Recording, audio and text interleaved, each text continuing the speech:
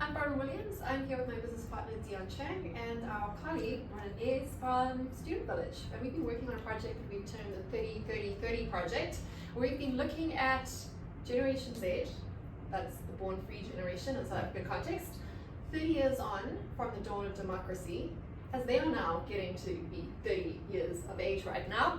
And we spent around 30 minutes with around 30 of them, asking them around 30 questions about all aspects of their lives. And what we're going to do here today is just unpack some of the key insights that we pull out of that. So essentially the questions we asked were across 3 different domains. Their personal life, what's going on in their home life, what are they thinking as consumers, as individuals, as children, and some of them even as parents now. The second group of questions was around their attitudes to, well, making money, having a job, working or not working, retiring or not retiring. And the third group of questions was probably the most important one, given that this is our 30 years on from democracy election year. That group of questions was all about their relationship to the state, their attitudes and expectations as citizens, and their thoughts around democracy and the future of our country and their place in it. So we got some pretty interesting insights coming out of it. A lot of the things were things that Dion and Ro know very, very well. I mean, you've written the book on it, literally, and Dion spent the last 15 years studying this topic, as these kids are still kids and now they are fully grown adults of their own.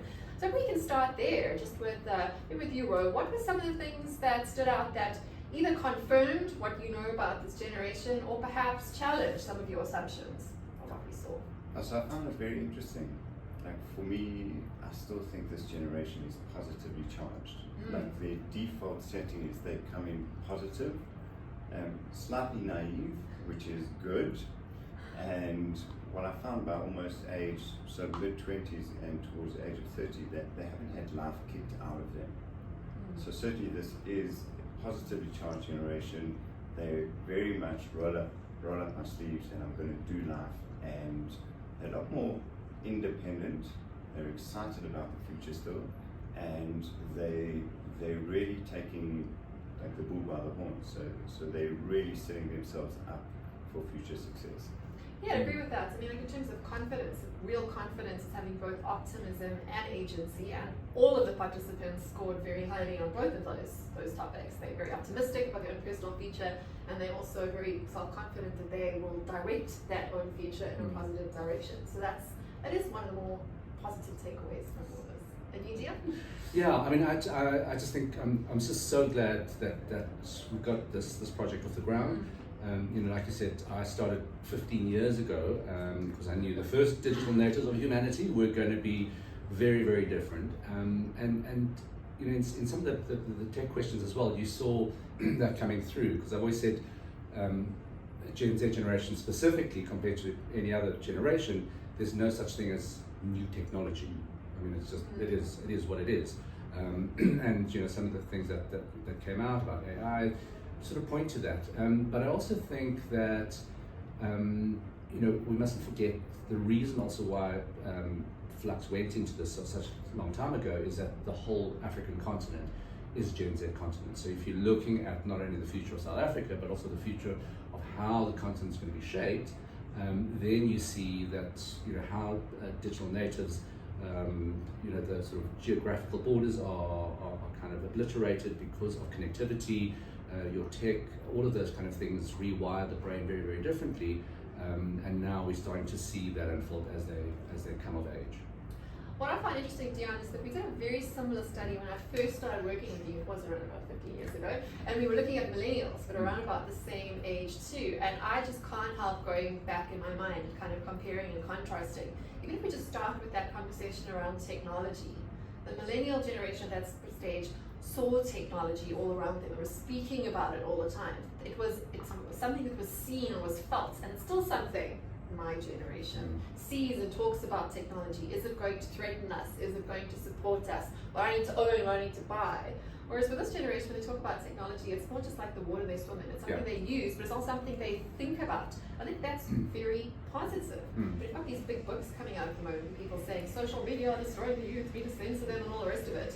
But I think that's because the people that are looking at this conversation are older people who see technology as being alien, rather than now this generation of digital natives, as you've always called them, that just see it as the atmosphere. They work within. It's not a threat. It's not something they think about constantly. It's just something that they use. And I certainly see it with my daughter, and I'm sure you see it with your children, particularly your younger ones compared to your older ones. How technology can be a disruption and a blockade to life for people that were kind of grew into it too late. Whereas with younger kids, they are much better time managers with technology, online, offline. They see it seamlessly and it doesn't disrupt their life and it doesn't destroy their brains. Like I certainly say this as a parent of my own kid, compared to say people that brought this technology in when they already had some sort of brain development, and it was a constant clash between those two things. I've articulated that very well. But I mean, just to put it into context, I think it will kind of time map things for people that I think a lot of people forget. It feels like social media's been around for forever, but all of your social media platforms all came about around about the 2005 mark. So even millennials were adapting to social media. It was new. But for Gen Z, this is, like you say, it's the air that I breathe. It's my second skin. It's no big deal. And I think that point about time management and being able to juggle a whole lot of things at the same time, is very much a characteristic of this. Yeah, I certainly see it as almost like an operating system upgrade. So this is something technology is embedded in them. Yes. When we had to learn about it, for them it's in them. So it's really part of it. And what I find interesting is, maybe we'll talk about it later, you can see the shift in which platforms they're interested in. So, you know, not to have a spoiler alert, but you know, if you're on Facebook, you know, that's for aunties and grannies and my parents, and the sands have shifted, so they've moved on to other platforms. What I find interesting as a data point to kind of look at it is, yes, they're all about technology, but most of them asked, when we asked the question, do you prefer to meet online or in person, most of them wanted to meet in person. Yes. And I think that's probably an aftershock from COVID, is that they realized that there is an element of loneliness if they're just stuck on their device in their room all day, and they've now kind of bounced back to get that warm-blooded human connection. But let's start with that, in fact, around the social media platforms. And I think this is a really interesting point from a more macro futures perspective. There's a futurist that I know and love very much, Tracy Follows in the UK. She wrote a great book called The Future of You. And her sort of big thesis that she's looking at is how, with future generations, really looking at Gen Z and onwards into the future, let's put it that way, identity is becoming more fragmented is the wrong word, but faceted probably is the right one. Whereas even with my generation, we were told, bring your whole self to work, you know, and like bring your whole life to work, or what is work-life balance, you can put it that way. And also then you were supposed to have a fully formed identity that you then shared everywhere. So there was kind of this idea of personality or personal brand syndication. Whereas now it's more fragmentation, where I will show up differently on Facebook for mom and granny, then I will show up on Instagram, then I will show up on a different platform, then I will show up in person, then I will show up online. So it's not a case of having a schizophrenic identity, it's rather this understanding that in an always on, always connected, always surveilled world, we have to be very conscious about what facets of our personality we're showing to what people and what groups at what time. No, your boss doesn't actually need your whole self to show up. He only gets me Monday to Friday from these particular hours, and he only gets my brain. He doesn't actually get to know about the other parts of me. And this is, of course, a disconnect around the future of work conversation too, in that young employees do expect more emotional support, more mental support, all the rest of it from the employers, but at the same time they also have much stronger boundaries, which is where this idea of faceted identity comes in. You don't own me. Whereas previously in the future of work conversation, that was the deal. You were owned by your boss for a certain amount of hours and a certain amount of days, right? So maybe you want to just carry on there with the facetedness of social media, and then we can move on to you, Dion, with the broader picture. Well, I still find that if you look at any employment contract, the employer still owns the employee. And they IP even. Yeah, but the reality on the ground is so different. Yes. And when you look at the faceted side, is that we're still seeing with young people that they see their job, if it doesn't align with their values and their purpose, is really there to take care of the debit orders. So it's really there to take care of my security and all those debits that come on payday. And then they've got a side hustle, which I'm sure we'll chat about later. But to go back to the facets, what I'm finding interesting is when you speak to young people, they kind of also see the platforms as they have their own personalities and their own offerings. So on Twitter, I'm going to go, they can see it for what it is. They can see that that's where you go and rant, that's where it's unfiltered, that's where you should take it with a pinch of salt, if not three. And that's really where you can just go and let loose, and so they kind of see it where it is. A lot of young people are saying Facebook they've uninstalled, they've moved on. Instagram is still the favorite. I haven't seen anyone mention Snapchat in a while, which is really interesting. TikTok less so than I would have expected. Yeah. Instagram seems much more. Although Instagram offers the same functionality as TikTok, I suppose it's a bigger South African audience here. Whereas TikTok, even if I go there, my algorithm is still very Americanized, Asianized. There's not much local content there. And I think they go there for fun. They go there to learn a little. But what I've also seen some of our influencers say is they go produce content on TikTok almost to get the audience to go back to the Instagram platform. Because Instagram is so curated. It's the perfect example of this faceted identity. It's not a schizophrenia, which is really important. Like, these are people that have a fully fledged internal identity, and identity is of course so critical to this generation. We could pull into that conversation too. But it's like I only show parts of myself to certain people. Not everyone has the right to all of me. Yeah, and so if there's this mass audience on TikTok, so think about it that this is the crowded marketplace, and you lure people into your Instagram. I also heard some of our influencers say, you know, if I want to connect with a brand, if I want to kind of get them interested in me, go straight. Instagram is my portal to a brand. I can connect with them directly and kind of get them interested in me through Instagram. So if you think about, and we haven't even mentioned YouTube. So the way you've kind of seen the progression is it started with Google, and I think we're still maybe default Googlers, and then it went to YouTube, and YouTube is still kind of, it's prominent, but now it's Instagram and TikTok where I find my stuff, and where I find my opinions and news would be on Twitter. So I just want to go back, you mentioned, and I think that's really important, I think for people on this report is that conflict in the workplace. Because I think that's a real fundamental difference between corporate culture that was kind of spawned in the 20th century and a completely different workforce, a digital workforce, in the 21st century, with the values and the personas associated with that. So, I think, while it's faceted, I think one of the fundamentals of Gen Z is they understood way earlier than any of us about personal branding. So you bring that personal brand to that Instagram channel, the whatever social media channel, you bring that persona to work, but then there's also those boundaries, and I think that is the big conflict that most companies are dealing with at the moment. They can't deal with that how stringent those boundaries really are. And it's like, no, but this is the expectation of that, and then of how the company culture is, and then the Gen Z, but this is the expectation of how I want to live a work-life kind of way of things. So that's going to be very messy for quite some time, because I think it's those corporate structures are very hard to chip away and start molding or change into something different. Look, I think we're only at the beginning of the trouble. Yeah. I mean, they just turning 30. They're going to be around for a while. Yeah. But if you think about it, like their purpose is their personal brand.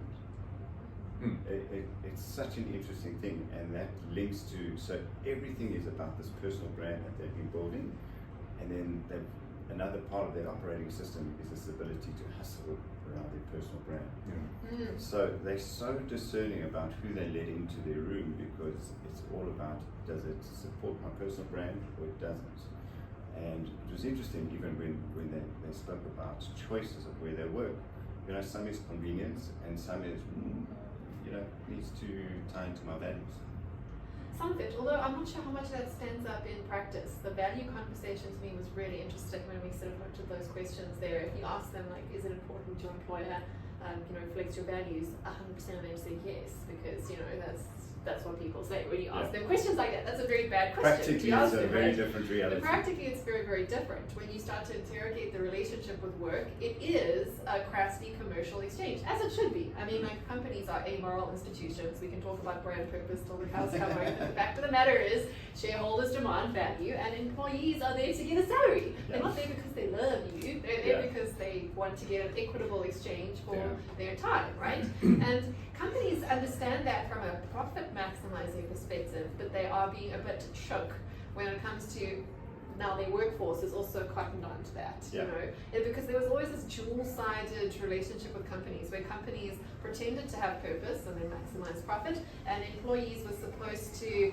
not just pretend, but actually believe the company mission and align with those values and be there for self-actualization, not just for an exchange. And this generation, as I'd like to say, I mean, like, COVID was a great wake-up call where a whole lot of people got to see behind the curtain and to see, like, the Wizard of Oz standing there pantsless, and we kind of put the curtain back up, we kind of drywalled it, and but they saw, they saw. You can't unsee it. You can't unsee the social contracts that are broken down between citizen and states and between companies and employees, and about how people were let go at a whim, and that they were replaceable, and as such, can we be surprised that the workforce is responding in kind? We just doing what we've seen being done to us, right? But then, there's a point there as well, because you say, as much as you want your purpose and your values to come forward, it is that work contract that you have to do. Yes. However, there's a different layer onto that, is also how you deliver. So yes, it's a contract, it's a work contract, I've got expertise, I've got skills, and in exchange I get a salary.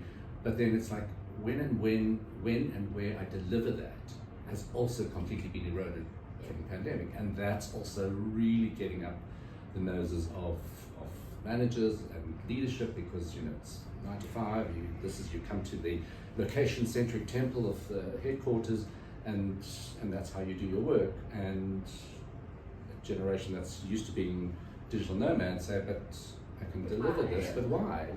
So yeah. And I'm maybe slightly more nocturnal than 8 to 5. And actually, maybe I want to do other things during that time. And in fact, I have another 2 jobs.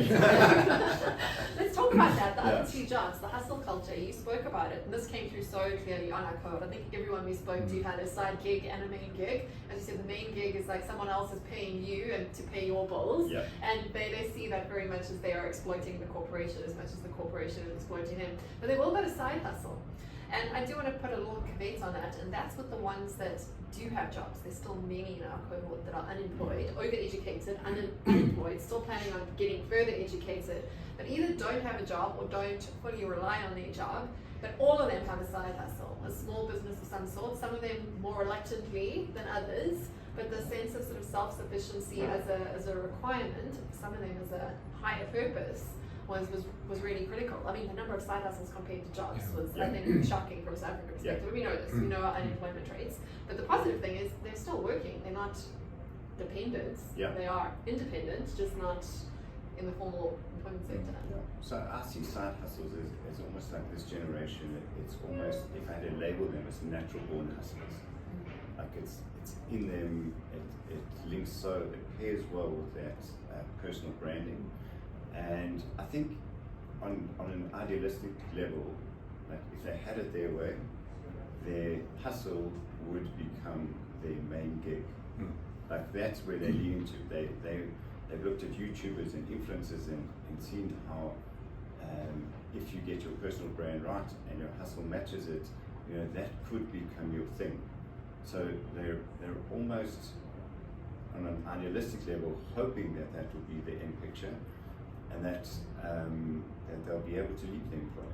So the employer is almost like the insurance. I get my bills paid while I'm getting my hustle to hopefully take off. Then there's the other layer around necessity. So maybe I'm in a job and it doesn't provide as much as I want to.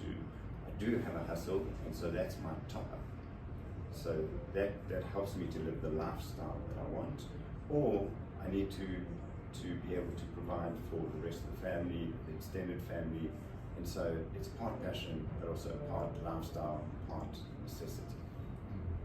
You know, I think, and therein I think lies a little trick that most companies or employers miss, because you've got a workforce or an emerging workforce that has a very entrepreneurial spirit. Even if it's an undercurrent, even if it's a side hustle, there is that need to survive. And what I say to a lot of HR practitioners is, you know, so by the time you get somebody coming to interview for a job, they've had a little bit of a side hustle in their teens, and they've kind of learned not huge business lessons, but there's been fundamental entrepreneurial lessons that have been learned. That okay, then that cupcake business didn't really go, but then this there. But they've learned, you know, kind of business lessons which us as an older generation never did. Because I think, you know, what do Gen Z at 17 do now with a side hustle compared to what I was doing at 17? It's just like completely chalk and cheese. So I think that's where also technology comes in, because it's so pervasive. So if you wanted to start a business, you could start it with Instagram, or you could use different plugins, and then suddenly you've got a business running. It's so easy now. And because they get it on such a deep level, they can literally put the parts together. Next thing, they've got a global business supplying either services or goods, either out of the country or in the country, and so that with the boundaries that have kind of been decimated, like it's so easy for them to be agile, to actually almost become a global business off their couch. And I think that's been the dream. What I'm interested in is potentially like how, if you had to look forward to maybe 3 or 5 years, what should companies be doing to harness this entrepreneurial energy within the company, and how should they embrace hustlers? Well, there's already kind of whisperings, but I don't see a lot of it being put into practice about the entrepreneur. So this is exactly the perfect situation. So you've got an employee that's working full time for you, but you want that person to have some kind of entrepreneurial, creative spirit, so that they can work alone, make decisions, everything. And for me, I've been beating this drum for quite a while, because it is the inevitable decentralization of work. So you can argue that no, there is going to be a swing of the pendulum, people are going to come back into offices, but it's never fully going to be that 40-hour work week, 9 to 5, rigid kind of structure. There's going to be some blurring of perimeters and boundaries and everything like that. And that's the reality, is you want that entrepreneur that is linked to your company, but can think a lot more and develop a lot more. So you don't want somebody that just is that cog in the wheel, and Gen Zs specifically do not just want to be a cog in the wheel. They're actually allergic to it. Yes. So I often think, imagine, because we speak about death and dying a lot, and as old business models are dying and companies need to reinvent themselves, that this is like a necessary change agent that's coming into the ecosystem. So they're naturally wired for change, they're naturally wired to do things differently.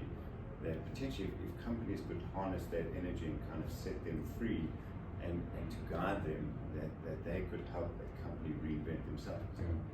Absolutely. Well, we speak a lot about this, that shift from incomes to outcomes, that shift from time and location-based trade and ownership of someone towards aligned goals and more aligned incentives, really. Yeah.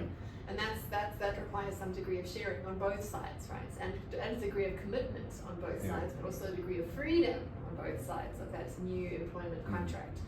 But let's talk about the other big issue here, which is that education and employment clearly break down. Yeah. Like out of the young people we've interviewed, we know this at a macro scale too. There's a massive skills gap between who is employed and what the market is looking for, the skills that are required to plug into corporate positions, the education young people are getting.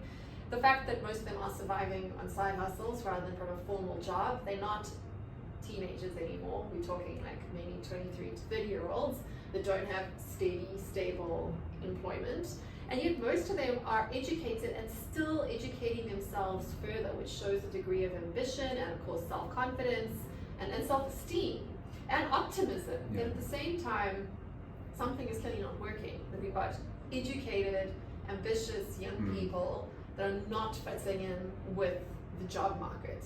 And do either of you have any sort of insights to propel that conversation forward? We know this problem, it's a problem we've seen for a long time and we saw it so clearly here.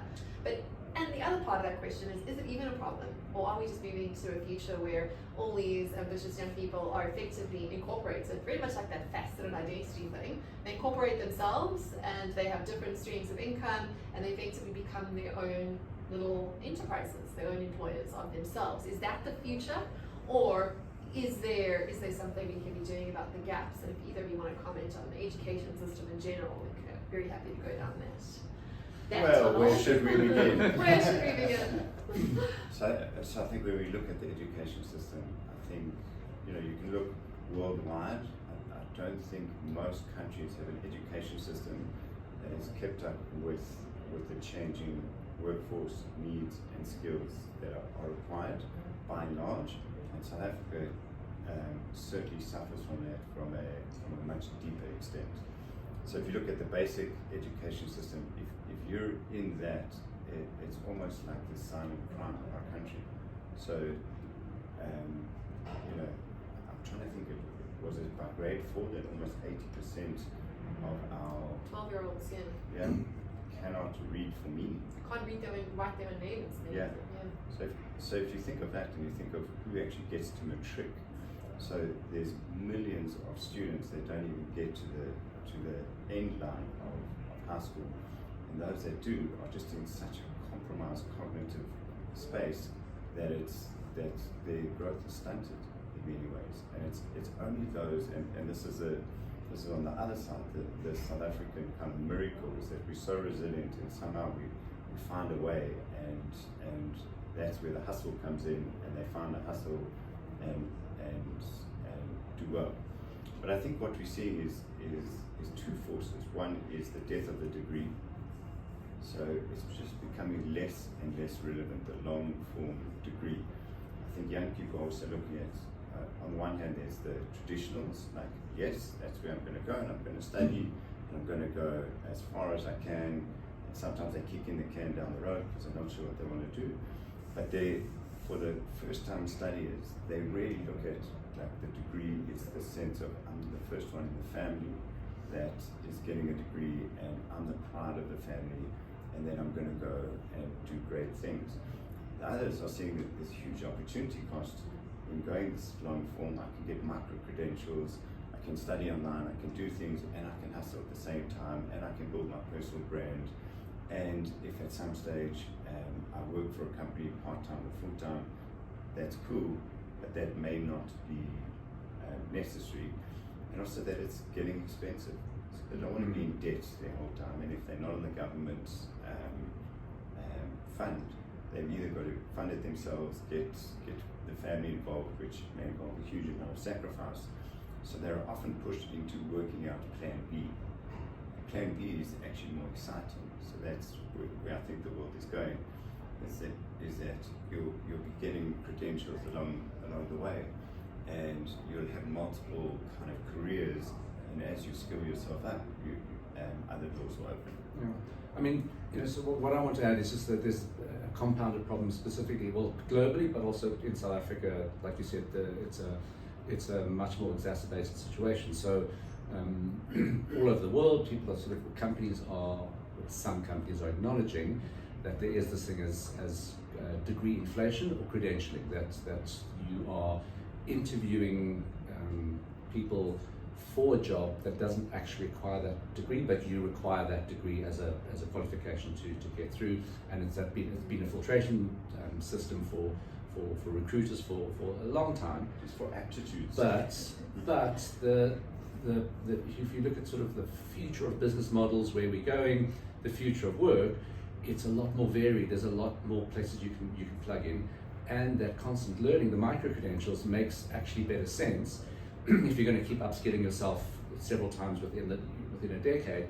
But we have, from the other point of view, is that the companies are still rigid in that 20th century thinking of, you have to have this degree, otherwise we can't even interview you, all of that. And I believe then you miss a whole lot of new talent or skill sets that would really, really benefit your company or your workforce, but that's not happening. And then if you put the South African slant onto it, then we go back to a pitiful education system that really, really is failing. So you can't even get people up to a standard where they can just build on micro-credentials to do that, because the disadvantage, that gap, is so huge. And my biggest fear is, we're talking Gen Zs, we're talking digital natives, but in a South African context, if we have that technological divide as well as an economic divide, then that really spells disaster for me. And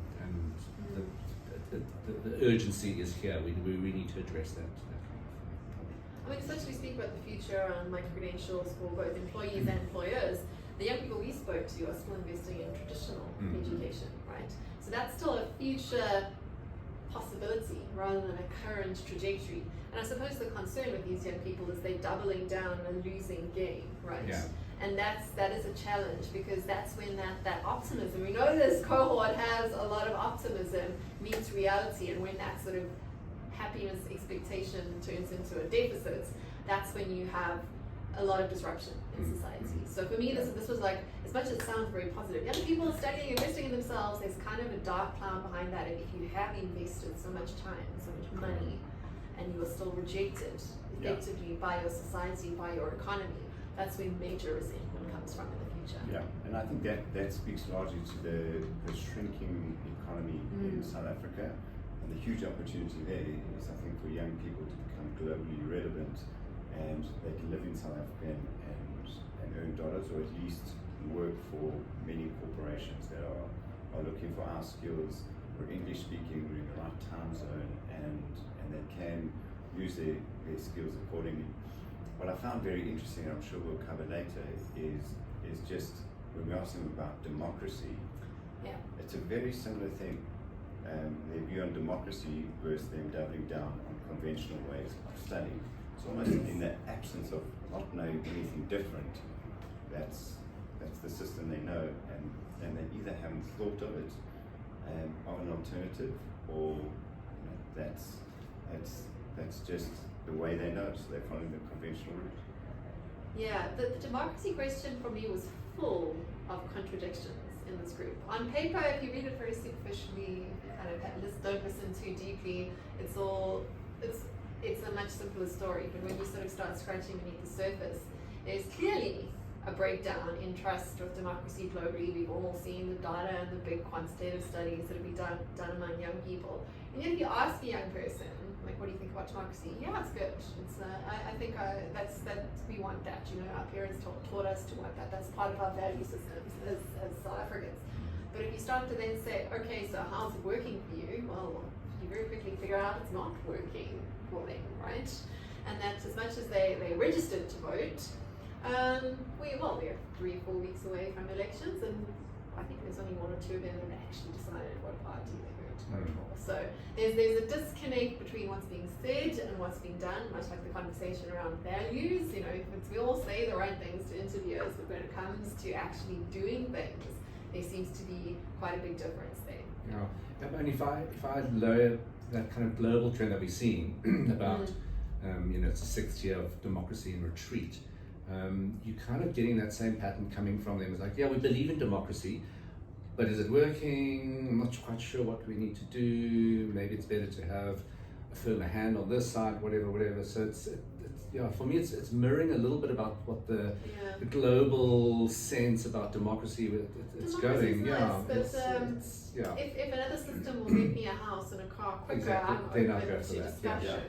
That seems to be the very pragmatic approach to it. The back of my head, I was always wondering what would they think of a benevolent dictatorship? Depends what they're getting from that dictator, right? Yeah. So it's not even populism, right? This is the distinction, right? I think a lot of people have been very frightened about this generation being swept up by populists. This is a generation that's been thoroughly inoculated against celebrity, right? I mean, by through overexposure. As much as they are happy to cynically participate in celebrity culture worship, or even want to be, famous influencers or celebrities of their own, there's a healthy cynicism towards fame and fortune. But at the same time, it's kind of like that openness to opportunities to get to that point themselves too. Yeah. So what's been really interesting, and it may contradict that, is just seeing the reality of what's happening on campuses in South Africa. So having spoken to a lot of young people, and I'm fascinated on this subject, is if you think of the forces that within them, young people are optimists on the one side, and they suffer from massive trust issues on the other side. Yeah. So in some ways they're really open to change, and in some ways they've been once bitten, twice bitten, always bitten, that they're very shy to change and actually very mistrustful. Yeah. So when you ask them, okay, so are you going to vote? And a lot of them say it's important to vote. Whether they actually do vote or not is a very different consideration. When you ask them who you're going to vote for, never heard so many responses say, or rather the devil you know. Yeah, but there's no like succession towards like a populist, right? There's no emotional attachment to these leaders, which is probably a good thing. Yeah. I agree, the deep sigh of relief that there's no like messiah complex going on over here. But at the same time, it's a very cynical approach to be so young and so cynical. Yeah, and so having looked at, and I guess that's what I was leading to in my point, having seen what's happened in the last 2 years on campuses, it's become very red. So in the void of the ANC, the EFF have taken the space, and in many of the top universities, be it through apathy or opportunism, the EFF have taken a lot of ground in the country. And so if the youth do decide to go to vote, one thing's for sure is if you had asked them, are there any good leaders out there? I don't think any of them would be able to name one. But on the other side, those that are inclined to vote, or those that are politically looking for a career in politics, or just looking to vote, there's this thing between, I can't really vote for the DA, it's just against everything me and my family stand for, as much as I want to. On the other side, I've got the ANC as the devil, and they've let me down, but it's like almost being in an abusive relationship. I've got such trust issues. I know I've been abused. We can handle this. It's not great. Yeah. We know how to side hustle our way through another 4 years. Exactly. And then, however, as something else, we're not ready for a big change. Yeah, and then it'll be interesting to see if the EFF they've taken a lot of ground on the campuses, but it would be interesting if that translates to votes. Before I get to you, Dion, I just wanted to get your comment on this, because there's a new study that was done, a very quantitative analytical study done by the researcher Gareth Van Olsen, who was looking at the misconception many political analysts have around this generation being disillusioned with politics rather than actually just being apathetic. And he challenged the idea of this is a wounded child that has now been hurt by leaders, that actually there is a large degree of apathy. And he even challenged that campus narrative, in that even at our most disruptive in the Feast Must Fall movement, which is kind of a baton handing moment from millennials to Gen Z, there was still only something like 5% of students that were participating in that. The vast majority was not engaged, even in that very inflammatory moment that matters to so many of them, right? So it was a very small percentage that was participating, and a much bigger one, of course, it's a 5 to 9% small percentage, and even then people on campus are a small minority. You spoke about that earlier. 1 in 4 kids in South Africa is still stunted today. Those kids are not getting to university. Many of them are dropping out along the way too, right? It's a small minority that's visible on campus. It's a small vocal minority. So on the one side, depending on your political leanings, that you might take comfort in that. On the other side, you should be very disconcerted, because when it comes to apathy, it's the squeaky wheel is getting all the attention, all the grease. If only 5% of young people show up at the polls, it's going to be the 5% who are the most radicalized. Not the majority, not the democratic cohort, but the small minority that shows up is going to have a much greater outsized impact on our society than the silent, passive, let's be honest, apathetic, slightly nihilistic, cynical majority. Yeah, I agree. But in terms of that, like in terms of those questions around Dion, I wanted your comment on that. This generation does have these cohorts. Yes, the activist component, talking about that, like vocal, dresses up, supports, gets involved in student politics, goes to the protests, that small minority of activists. I mean, I know you've looked at that quite a lot, and they do have outsized impact, not just in South African campus politics, but in global politics. We've seen very few, very powerful young people changing the course of history. But at the same time, there is this whole thing of apathy on the other side. And how do you reconcile that? This very Janus generation, we talk about the anarchists and the Yeah, I think it's really a group that's characterized by those contrasts as well. I mean, you just sort of see it, whether it's personal, professional, political. There's I think more than ever, it's a double-sided kind of thing, and I think that's what people are scratching their heads about, because it's not that clear. It should be this way, it should be that way, and maybe this goes back to what you're saying about the multifaceted kind of persona or branding. But I just want to pick up on something you said, Ronen, about the sort of embedded cynicism they have, and I think that for me it makes sense because of that high social justice barometer.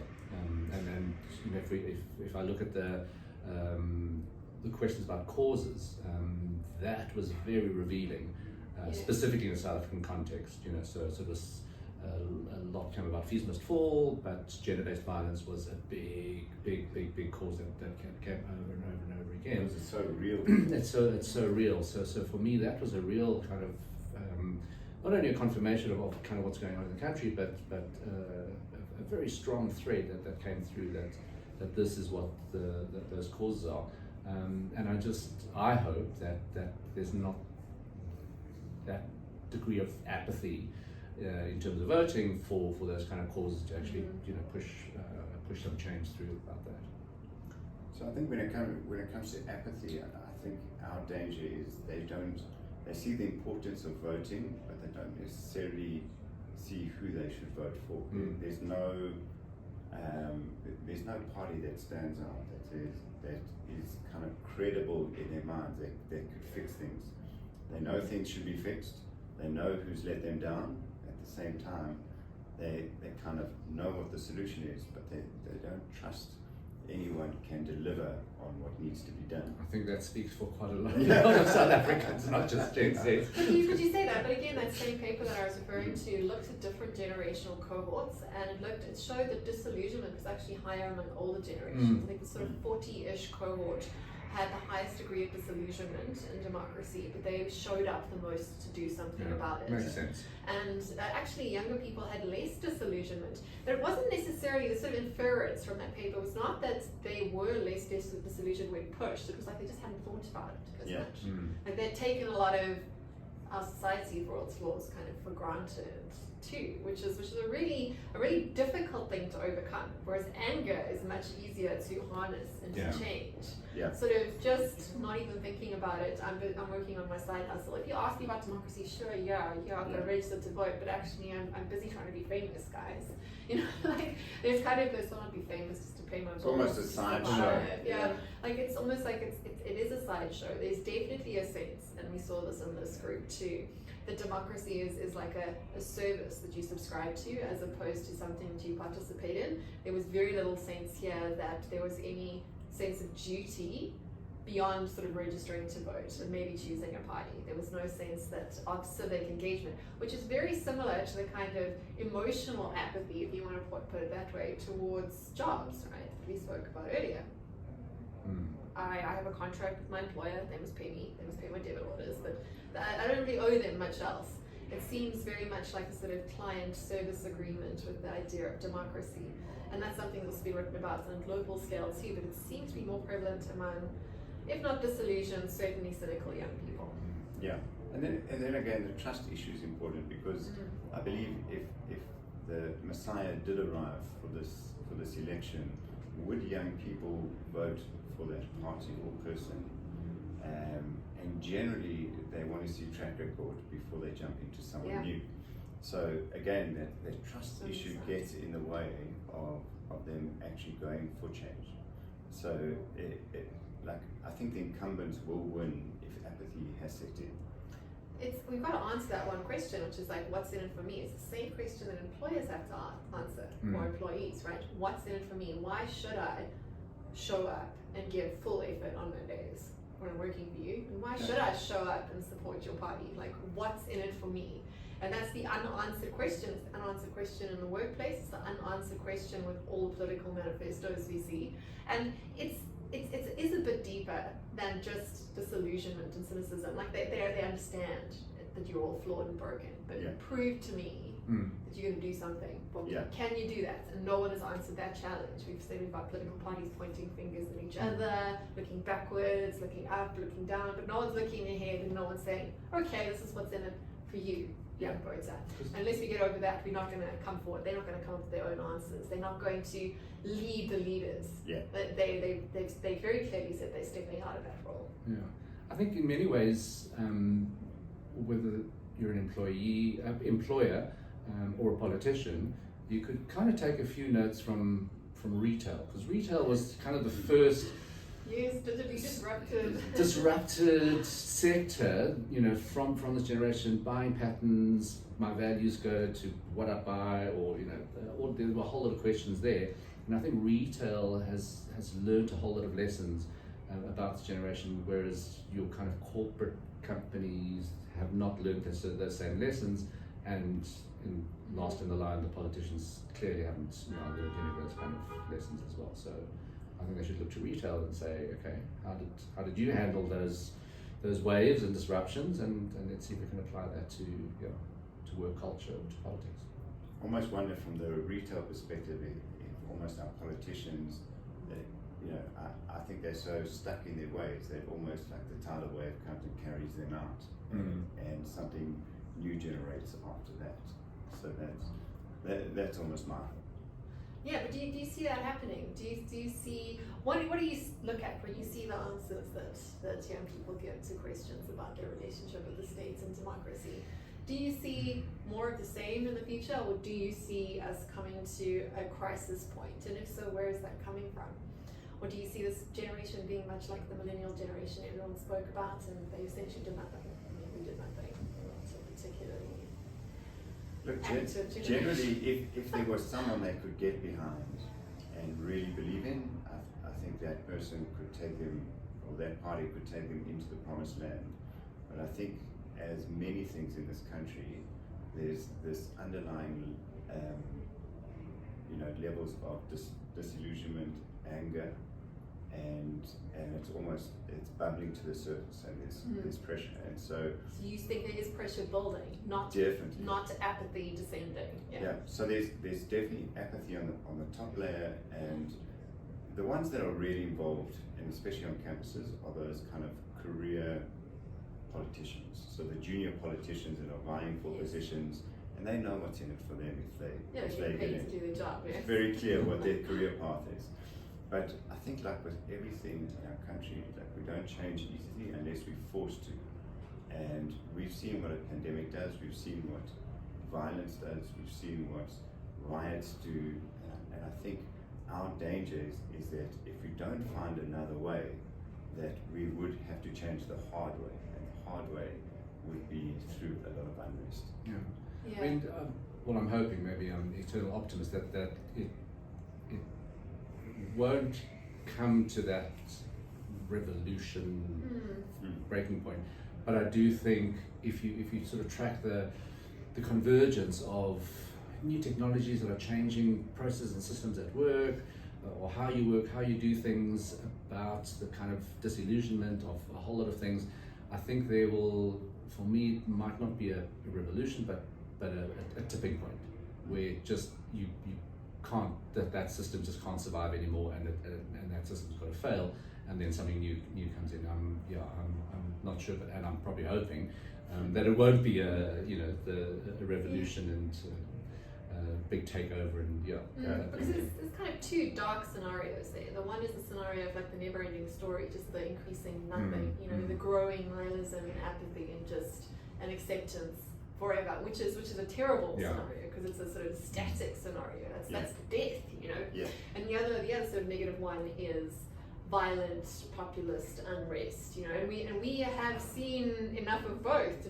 Both are very viable scenarios. I think the real question for both of you, which you probably don't have answers for, is what is the third way, right? Like, how do you straddle a line between nihilism and anarchy? Sure. So you don't want either. They're both abysses to fall into. It's such a tough question, but going on retail and technology, imagine one change where just like you can register online to vote, that you could vote online. Yeah. I wonder what even that small change could do And if we against apathy. And if you took like principles of more direct democracy, because that's what came through here so strongly. I believe in democracy, I'm going to vote, but in the very same breath, I don't think my vote will make a difference to my reality. And those are really profound comments, right? And that's because the way we've designed our democratic systems are designed to favor the status quo, right? To favor the holding pattern. This is why we get up to, okay, bear the devil I know, because, you know, that's basically what's going to happen anyway. Yeah, the true strength of this generation, I believe, is in their collective power. So if they assemble, even though they're very good in a decentralized way, if they come together as a collective, in either scenario, they will disrupt. Yeah. Or hopefully the third way. To disrupt constructively, right? Yes. Yeah. So there could be a breach, and it could get messy, but it could lead us to a much more positive change. But what we really see there is this need for change. It's very much like we're talking about in the corporate workspace, like that need for entrepreneurs to be given not just responsibilities, but also rights and a share in that incentive. The same thing needs to take place with democracy, right? There's got to be greater stakes on both sides and greater incentives that can be seen. What's in it for me, but not just what am I going to get, also what's in it for me if I work towards this. And we see they are pragmatists. They are very capable of earning incomes, of surviving in very dry conditions. But what if that energy could be harnessed in a way that they could see some sort of return on it? Which is why we're getting all these sort of radical social ideas. We're seeing more direct democracy, like the Swiss version, not just voting for parties, actually voting on policies by the people. Of course, they don't always vote the way that the leaders would like them to vote. But those sorts of risks politically become imperative. At the same time, risks in the corporate sector become imperative, that you have to draw young people in to share in the pie, not just to sort of buy their time. Otherwise, you are going to have this total crisis moment. So my hope, and possibly that is the third way, is when this cohort then moves beyond their 30s. So in the next decade, I know that's like a long time to hope for change, but I think I'm kind of seeing it in sort of civic duty going around, where people are like, okay, we've got to clean up this space because the cavalry's not coming to save us. We need to fill those potholes. We need to cut the verges. We need to do all of those kind of things. So possibly my hope is that when this and that's a big hope, because also the kind of home ownership goals and aspirations seem to be getting more and more distant. But I think when this generation have those kind of fixed properties, assets and things like that you've got to start looking after your things, then maybe that will galvanize a little bit more okay, we need to push together. Thinking about ownership in the future, like a physical ownership stake means you get to share in upside as well as the downside, which incentivizes you to push for the upside. But it'd be interesting, if I had to add to that it will probably be a ground up kind of approach, as opposed to a policy change and then see systemic change, that people will organize in their communities and tribes and special interest groups and make change that way, to their immediate community, and hopefully that will spread and hopefully that will influence change. Around the system rather than through it.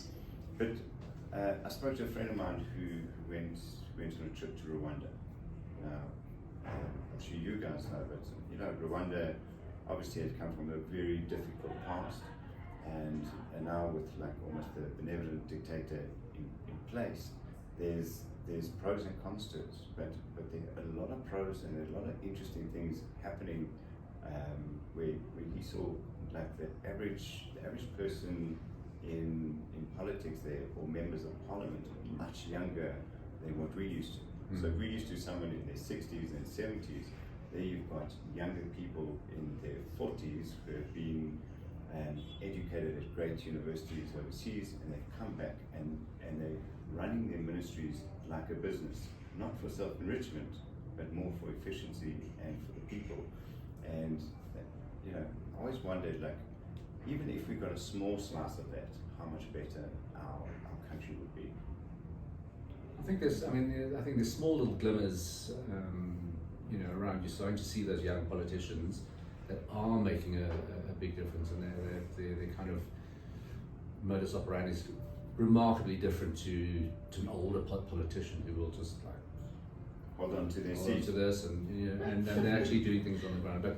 But I do think, I think that, because I'm definitely sensing, specifically in South Africa, there's that awakening from disillusionment and just saying, if we don't do it, then nobody's going to do it. So let's, and it's small things, cut the grass, all of those kind of things that I've said, Yeah. and I think maybe that'll be the change, the third way. The third way, yeah, working around the system rather than in it, much like it's happening again in the corporate world, right? Like, I don't care about your rules and about your restricted trade clause, I'm still running my side hustle, right? Like, it's very much the same thing, like direct democracy, not by permission, but just by claiming that space and claiming that society. Although there's a challenge there, coming back to the sort of research we did, which is why we had, in terms of the fact that so few of the young people we've spoken to, and we know this for a fact across the country, actually have an ownership stake in their own future. I mean, very literally, you can look at housing, look at pretty much all of them in their mid-20s, late 20s, still living with their parents, or still in student rates, still betting on doubling down on that education bet. Like, how do you work around that? And what are your thoughts on that? Is this going to shift? Or are our ideas around what it means to own a stake in the future going to shift culturally? Like, is owning property, which was always the sort of the dream that came from the West in terms of seeing my place and owning my space and having a neighborhood and having that, wanting to clean up that verge to keep my property value up. Is that even a reality, or are we going to see shifts there? Yeah, I mean, I'm a little bit concerned about that, because we're either not learning lessons from millennials, or the system's getting worse. So what I mean about that is, when millennials were in the spotlight, we were tracking that in America they were termed as the new urban poor, because they were deeply in student debt. The degrees that they had taken loans out for were not giving them the jobs that they thought they would get, and then home ownership was like receding into the distance. So if you come back to Gen Z, the next generation, that situation, I think, it's just gotten even worse. So the hope is that when you have that sense of ownership, then things might bubble up from the ground up. But I think the problem is that home ownership, or what's possible, is that gap is just getting worse than what millennials started getting. And we don't want, specifically in South Africa, to call the Generation Z in Africa the new urban poor that the millennials in America were called. So I think that's a very slippery slope. Yeah, and I certainly see that happening here. And Gen Z are still young enough, so we don't know how the story is going to play out. But for me, having seen millennials where ownership was such a big thing, and specifically in South Africa, it was such a big deal to say, I now own a place, or I'm going to buy my mother a house, or I'm going to do this. And you see, what you actually saw was a lot of people got into deeper debt, trying to kind of correct the past. So they just fell into the next poverty trap, trying to get their family out of poverty. And so ownership was really around a house, around a car, around those kind of things, or equity in the business. So it'd be interesting to see as things have shifted, because now it's my personal brand, my personal hustle. So I have all the ownership and agency there. And really what I need is the tools to kind of open up these opportunities. So I need a laptop, I need a good phone, I need a good camera, I probably need a tripod and a light, and then the world opens. So ownership for me is really around, they've got the means there. So it's really around their hustle, and it's around their agency and their ability to generate income from that. And from there, I think we saw like quite a few savers. Yeah. Like, it's very interesting at this Which age. we don't have in older South Africa. Yeah. We don't save. Like, we know we're destined to retire poor at the moment as a nation, and seemingly this cohort is already saving, and a lot of them are in crypto. So it's very interesting how, even with the trust issues and all of those kind of things, they're either saving through Betway or Luna. So, so it's a very interesting bunch, but I'm really encouraged at the levels of saving, even if it's saving towards the next purchase, that there is that muscle that they're learning to. Yeah, I was surprised, pleasantly surprised by those. So yes, I'm saving. And that is ownership, right? Saving is ownership and investment in the future. And the other one that goes along with that, whether it's ownership in property, ownership in your future self, investment in yourself. The other one, of course, is investment in your family, which I thought was also quite interesting in some of the more sort of softer insights that came through here, both in terms of investment to the past, in other words, commitment to their families, their parents who raised them, and then also their views on the future when it comes to children. I mean, some of them wanting like 4, 5, 6 kids, which was always interesting to see. It's a huge surprise. Let's see how that one rolls out. They don't have them yet, though. Again, just distinction between what you say and what you've done. Yeah, it seemed they all came from reasonably big families. That was also quite surprising. Close-knit and family extending beyond parent, mom, dad, kids, also aunts, uncles. I thought that was one of the not most surprising, because it's culturally very much sort of a South African thing, but just how strong it came through, the importance of grandmothers, or the presence of grandmothers in that family circle, whether it was a single mom, but then there was a grandmother there. The grandmoms really the featured. Matriarch, that strong really pillar featured. of the matriarch. And I always look at that as a strong pillar, and that's what kind of ties it into the strong family unit. But on the other side, I often wonder, because Gogo is also outdated in her thinking around the future. So she may be a pillar of strength, but she also might not know what the future holds. And we see a lot of students being pushed either through their parents, probably like we were, or through their grandparents, to pursue certain avenues that they think would be lucrative but may not be. And so I see it as both a positive and a negative, as you have a stability in terms of the pillar and love and all the things that you need from family, and at the same time interesting, because are they getting future-proofed through that channel? And but I am really encouraged just around the sense of love and affinity for families. So I think family is very important. We even saw that in one of the questions, that they think twice about leaving home or leaving the country because they're so close to their family. But then just as a different skew on that, which I also found very interesting in this, was the number of respondents that have also had therapy as well. Yeah. So you've got a very, very strong family bond there, but change of happy childhoods, all of them. Yeah. All of them. Yeah. But a lot have had some form of therapy for something. Or treatment for mental illness, one way or the other. Which for me is encouraging, because if you had asked the same question 5 years ago, you would have got a very different response, because there's a huge stigma against or around attending to mental health, or even admitting to it, because that was almost a weakness. So hopefully the stigma in this generation, like that's one of the torches they bear, is that they're breaking down the stigmas around mental health. It was interesting from a global perspective. I was listening to a podcast by an author who wrote a book, I can't remember the name, around bad therapy, and saying, how is it that young people living in the world now, super connected to information, getting treatments, they've never taken so many pills for so many things, they've never been wanting a diagnosis, and in many ways, like they're looking for, tell me I'm this, I'm bipolar, I'm ADHD, I'm this, almost so that they can have a diagnosis and they can find their tribe and kind of exist on the continuum. So it's almost it's a really interesting thing around. And she was making the point is, have they found their agency, or are they just clinging onto a diagnosis, and are therapists giving them the right tools to actually help them out of it, or they're playing into their needs around I'm a little bit damaged, and therapists can be seen as the human equivalent to consultants, right? Yeah. There's a whole lot of incentives to keep you broken for longer, right? Like at the same time, they can be very useful to fix problems. Yeah. would apply it correctly, but what's the actual ethos behind it?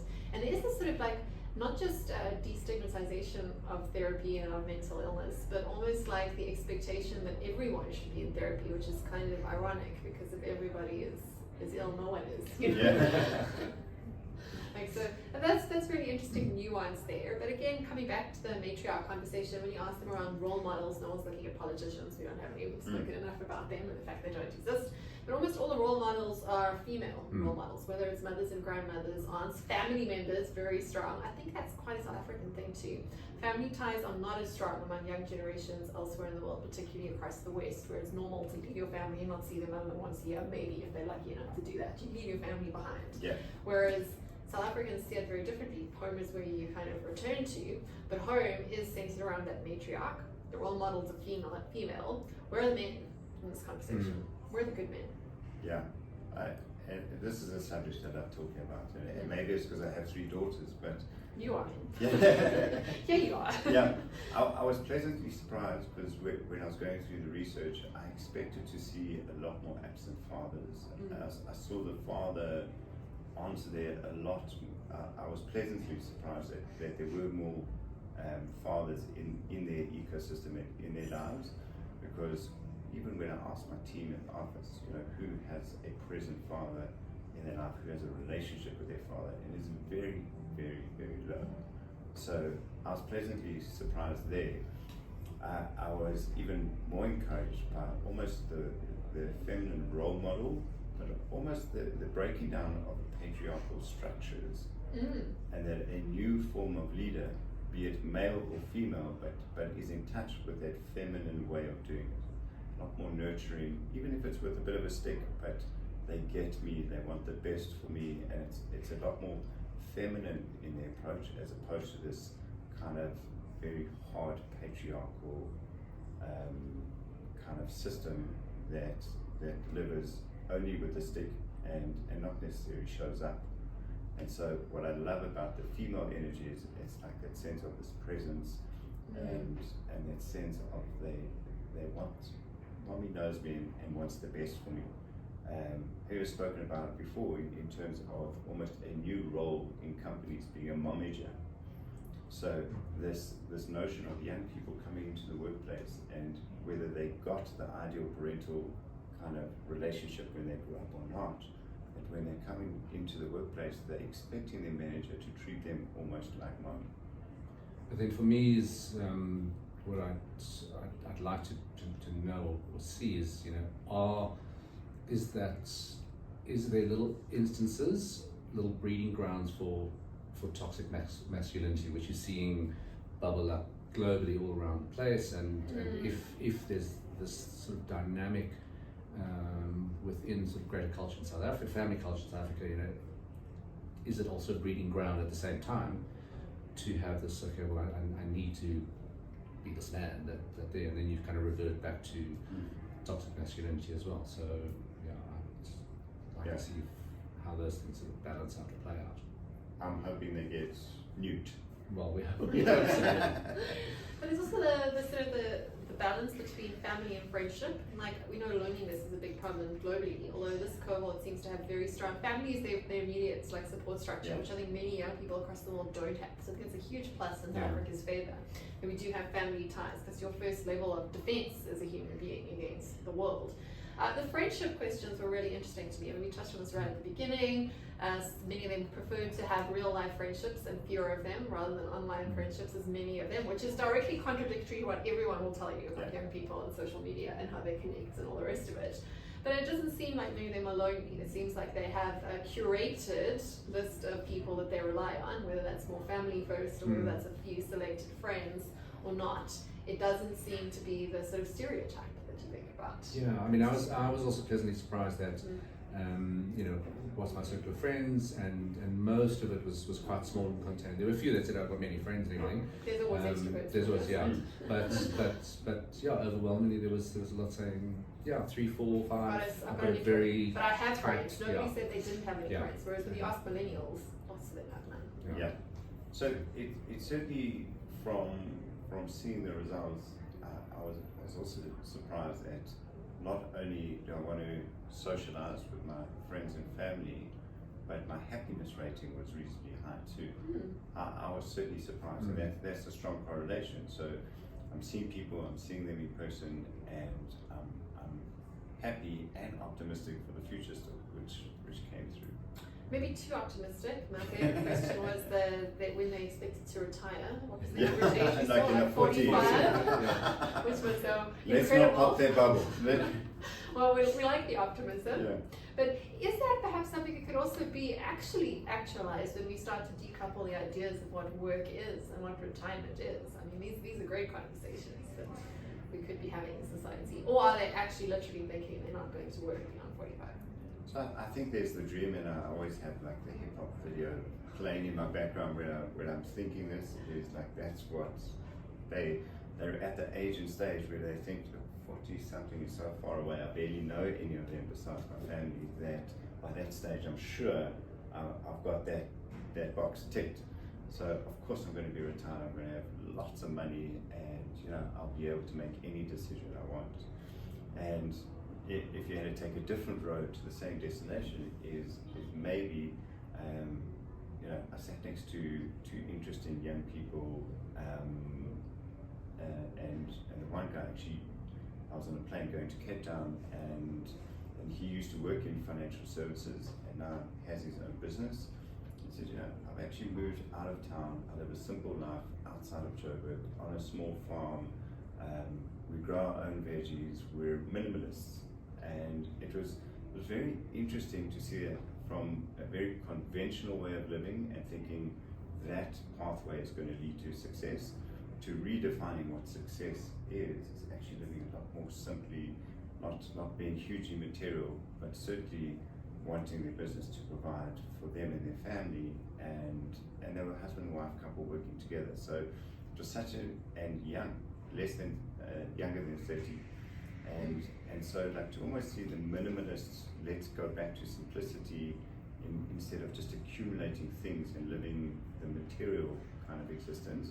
That could be the alternate pathway to kind of getting into my 40s and living a quieter life that I don't necessarily need all these things and complexities and stuff, but I can lead a meaningful life in a different way.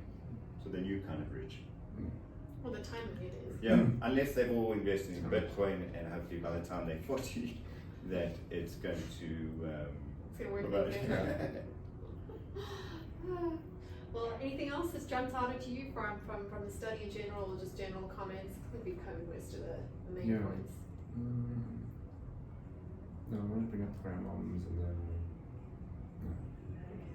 No, for me, I think we've covered it, and I'm still hopeful that this generation is going to surprise us. They do every day, right? Yeah. I mean, like a lot of the sort of the things you assume are not quite true. But I think that the big lessons takeaways, you gotta listen beyond what's being said, right? Yes. And observe what's happening, not just what's being stated. Because again, this generation, like we started off with, is highly aware of their public persona and their personal brand, and that means they're not going to be telling you everything. Yeah. I think what the big takeaway for me is that after 15 years of tracking this generation globally, these South African insights are very much in line with what we've been tracking globally. There are obviously undercurrents and specific things that are specific to South Africa, socio-culturally, socio-economically, but in general, that the research that we've been doing for such a long time is in line with the kind of the general mindset that we've got here. And that glaring exception is that we have, I don't know, it's so trite and such a cliche to say, like, our people are a greater strength in Africa, but it's not just people as individuals, it's our collective ties, strong ties rather than just loose ties in society, is probably one of our biggest strengths that is very distinct and very different from international Generation Z cohort research, which says exactly the opposite, and in fact is being looked at by policymakers as perhaps being the biggest challenge that much of the world is facing, is this disintegration of deep ties in society. So that's definitely something we can look at. Not just the number of people, in fact we are an aging society even here in South Africa, we're not Nigeria, but it's the fact that we actually still rely on each other as individuals could be a great strength. Yeah. Thank goodness for that.